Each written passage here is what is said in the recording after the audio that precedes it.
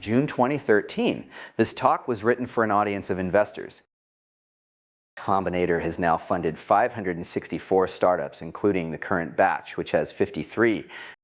The total valuation of the 287 that have valuations, either by raising an equity round, getting acquired, or dying, is about $11.7 billion.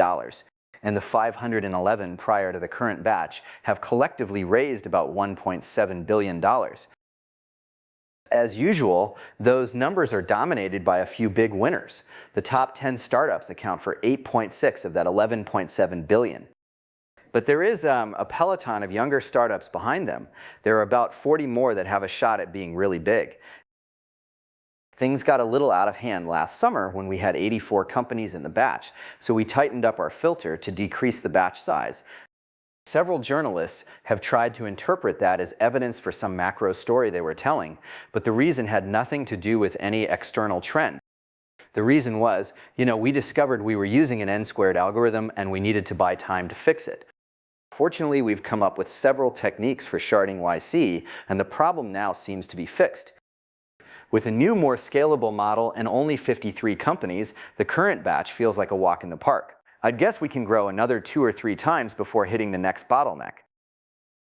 One consequence of funding such a large number of startups is that we see trends early. And since fundraising is one of the main things we help startups with, we're in a good position to notice trends in investing. I'm going to take a shot at describing where these trends are leading. Let's start with the most basic question: will the future be better or worse than the past? Will investors in the aggregate make more money or less? I think more. There are multiple forces at work, some of which will decrease returns, and some of which will increase them. I can't predict for sure which forces will prevail, but I'll describe them and you can decide for yourself. There are 2 big forces driving change in startup funding. It's becoming cheaper to start a startup, and startups are becoming a more normal thing to do. When I graduated from college in 1986, there were essentially 2 options: get a job or go to grad school. Now there's a third: start your own company. That's a big change. In principle, it was possible to start your own company in 1986 too, but it didn't seem like a real possibility. It seemed possible to start a consulting company or a niche product company, but it didn't seem possible to start a company that would become big. That kind of change from 2 paths to 3 is the sort of big social shift that only happens once every few generations. I think we're still at the beginning of this one. It's hard to predict how big a deal it will be. As big a deal as the Industrial Revolution? Maybe, probably not. But it will be a big enough deal that it takes almost everyone by surprise, because, those big social shifts always do. One thing we can say for sure is that there will be a lot more startups. The monolithic hierarchical companies of the mid-20th century are being replaced by networks of smaller companies. This process is not just something happening now in Silicon Valley. It started decades ago, and it's happening as far afield as the car industry. It has a long way to run. The other big driver of change is that startups are becoming cheaper to start. And in fact, the 2 forces are related. The decreasing cost of starting a startup is one of the reasons startups are becoming a more normal thing to do. The fact that startups need less money means founders will increasingly have the upper hand over investors. You still need just as much of their energy and imagination, but they don't need as much of your money. Because founders have the upper hand, they'll retain an increasingly large share of the stock in and control of their companies, which means investors will get less stock and less control. Does that mean investors will make less money? Not necessarily, because there will be more good startups. The total amount of desirable startup stock available to investors will probably increase, because the number of desirable startups will probably grow faster than the percentage they sell to investors shrinks. There's a rule of thumb in the VC business that there are about 15 companies a year that will be really successful, although a lot of investors unconsciously treat this number as if it were some sort of cosmological constant. I'm certain it isn't. There are probably limits on the rate at which technology can develop, but that's not the limiting factor now. If it were, each successful startup would be founded the month it became possible, and that is not the case. Right now, the limiting factor on the number of big hits is, the number of sufficiently good founders starting companies, and that number can and will increase. there are still a lot of people who'd make great founders who never end up starting a company. You can see that from how randomly some of the most successful startups got started. So many of the biggest startups almost didn't happen that there must be a lot of equally good startups that actually didn't happen. There might be 10 times or even 50 times more good founders out there. As more of them go ahead and start startups, those 15 big hits a year could easily become 50 or even 100. What about returns though? Are we heading for a world in which returns will be pinched by increasingly high valuations? I think the top firms will actually make more money than they have in the past. High returns don't come from investing at low valuations. They come from investing in the companies that do really well. So if there are more of those to be had each year, the best pickers should have more hits. This means there should be more variability in the VC business. The firms that can recognize and attract the best startups will do even better because there will be more of them to recognize and attract. Whereas the bad firms will get the leftovers as they do now and yet pay a higher price for them. Nor do I think it will be a problem that founders keep control of their companies for longer. The empirical evidence on that is already clear. Investors make more money as founders' bitches than their bosses. Though somewhat humiliating, this is actually good news for investors because it takes less time to serve founders than to micromanage them. What about angels? I think there is a lot of opportunity there. It used to suck to be an angel investor. You couldn't get access to the best deals unless you got lucky like Andy Bechtel-Scheim, and when you did invest in a startup, VCs might try to strip you of your stock when they arrived later. Now an angel can go to something like Demo Day or AngelList and have access to the same deals VCs do, and the days when VCs could wash angels out of the cap table are long gone. I think one of the biggest unexploited opportunities in startup investing right now is angel-sized investments made quickly. Few investors understand the cost that raising money from them imposes on startups. When the company consists only of the founders, everything grinds to a halt during fundraising, which can easily take 6 weeks.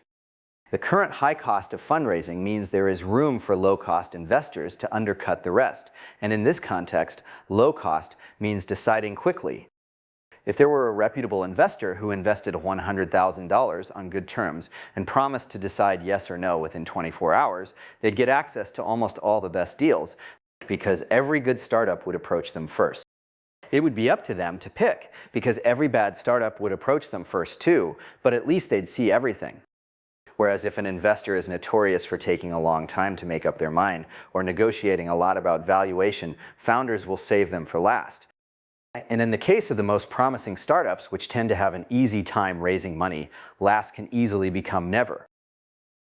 Will the number of big hits grow linearly with the total number of new startups? Probably not, for two reasons. One is that the scariness of starting a startup in the old days was a pretty effective filter. Now that the cost of failing is becoming lower, we should expect founders to do it more. That's not a bad thing. It's common in technology for an innovation that decreases the cost of failure to increase the number of failures and yet leave you net ahead. The other reason the number of big hits won't grow proportionately to the number of startups is that there will start to be an increasing number of idea clashes. Although the finiteness of the number of good ideas is not the reason there are only 15 big hits a year, the number has to be finite, and the more startups there are, the more we'll see multiple companies doing the same thing at the same time. It will be interesting in a bad way if idea clashes become a lot more common. Mostly because of the increasing number of early failures, the startup business of the future won't simply be the same shape, scaled up. What used to be an obelisk will become a pyramid. It will be a little wider at the top, but a lot wider at the bottom. What does that mean for investors? One thing it means is that there will be more opportunities for investors at the earliest stage because that's where the volume of our imaginary solid is growing fastest. Imagine the obelisk of investors that corresponds to the obelisk of startups. As it widens out into a pyramid to match the startup pyramid, all the contents are adhering to the top, leaving a vacuum at the bottom. That opportunity for investors mostly means an opportunity for new investors because, the degree of risk an existing investor or firm is comfortable taking is one of the hardest things for them to change. The different types of investors are adapted to different degrees of risk, but each has its specific degree of risk deeply imprinted on it. not just in the procedures they follow, but in the personalities of the people who work there. I think the biggest danger for VCs, and also the biggest opportunity, is at the Series A stage. Or rather, what used to be the Series A stage before Series A turned into de facto Series B rounds. Right now, VCs often knowingly invest too much money at the Series A stage. They do it because they feel they need to get a big chunk of each series, a company to compensate for the opportunity cost of the board seat it consumes. Which means when there is a lot of competition for a deal, the number that moves is the valuation and thus amount invested rather than the percentage of the company being sold. Which means, especially in the case of more promising startups, that Series A investors often make companies take more money than they want. Some VCs lie and claim the company really needs that much. Others are more candid and admit their financial models require them to own a certain percentage of each company. But we all know the amounts being raised in Series A rounds are not determined by asking what would be best for the companies. They're determined by VCs starting from the amount of the company they want to own and the market setting the valuation and thus the amount invested. Like a lot of bad things, this didn't happen intentionally. The VC business backed into it as their initial assumptions gradually became obsolete. The traditions and financial models of the VC business were established when founders needed investors more. In those days, it was natural for founders to sell VCs a big chunk of their company in the Series A round. Now, founders would prefer to sell less, and VCs are digging in their heels because they're not sure if they can make money buying less than 20% of each series, a company. The reason I describe this as a danger is that Series A investors are increasingly at odds with the startups they supposedly serve, and that tends to come back to bite you eventually. The reason I describe it as an opportunity is that there is now a lot of potential energy built up as the market has moved away from VC's traditional business model.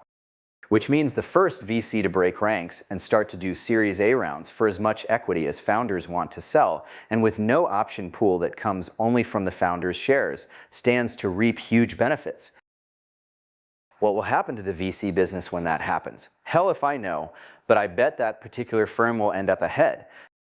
If one top-tier VC firm started to do Series A rounds that started from the amount the company needed to raise and let the percentage acquired vary with the market, instead of the other way around, they'd instantly get almost all the best startups.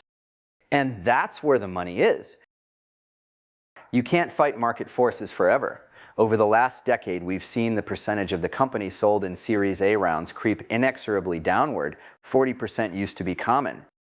Now VCs are fighting to hold the line at 20%, but I am daily waiting for the line to collapse. It's going to happen. You may as well anticipate it and look bold. Who knows, maybe VCs will make more money by doing the right thing. It wouldn't be the first time that happened. Venture capital is a business where occasional big successes generate hundredfold returns. How much confidence can you really have in financial models for something like that anyway? The big successes only have to get a tiny bit less occasional to compensate for a 2x decrease in the stock sold in Series A rounds. If you want to find new opportunities for investing, look for things founders complain about. Founders are your customers, and the things they complain about are unsatisfied demand. I've given 2 examples of things founders complain about most: investors who take too long to make up their minds, and excessive dilution in Series A rounds. So those are good places to look now. But the more general recipe is, do something founders want. A footnote: I realize revenue and not fundraising is the proper test of success for a startup. The reason we quote statistics about fundraising is because those are the numbers we have. We couldn't talk meaningfully about revenues without including the numbers from the most successful startups, and we don't have those. We often discuss revenue growth with the earlier stage startups because that's how we gauge their progress. But when companies reach a certain size, it gets presumptuous for a seed investor to do that.